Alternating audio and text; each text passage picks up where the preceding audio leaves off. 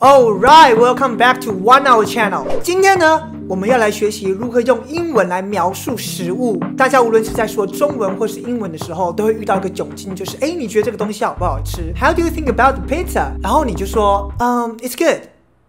就这样。所以今天呢，我们要用其他形容食物的方式来成为一个真正的美食公道伯。今天不会只是教大家单字而已，会帮大家举例来更理解这个单字的使用的方式。首先我们会说东西很好吃，我们可以说 delicious、yummy、tasty 都可以。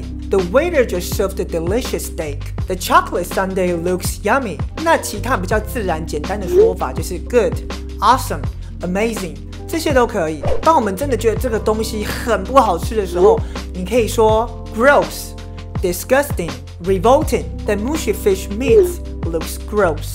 接下来我们来学形容味道的方式：酸 sour、苦 bitter、辣 spicy、很咸 salty。有时候我们喜欢吃东西纯的味道，我们可以说 pure. I like the pure taste of the grilled shrimp.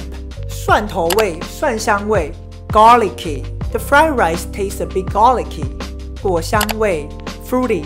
The flavor of this punch drink is fruity and refreshing. 清爽的 light. I like how light this strawberry ice cream is. 当你觉得味道很浓厚的时候，你可以说 thick. This mango juice tastes pretty thick and sweet. 味道很丰富，很多层次的。你可以说 rich in flavor. Rich in flavor. This risotto is rich in flavor.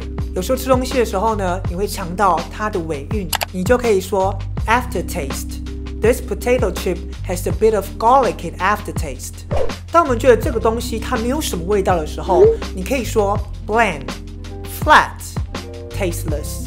I don't really like the pizza because it tastes bland. 好，如果以上你还是记不清楚的话，你可以从头再看500次。下一集会教大家如何描述口感、烹调的状态，像是煮过头啊，以及更装逼的形容方式。如果想学更多道地且实用的英文表达方式 ，Stay tuned, I'll see you around. Bye. 其实会不会形容真的没什么差啦。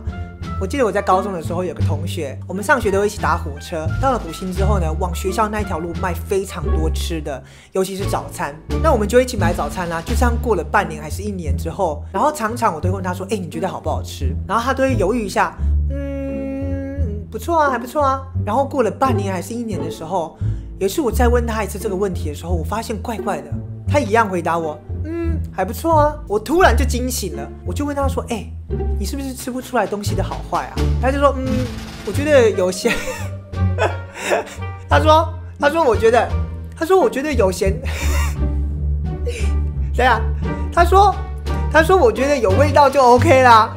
我整个恍然大悟，我问了整整1年，我才发现原来他根本就吃不出东西的好坏，他有的吃就好了。所谓幸福就是这么的朴实无华。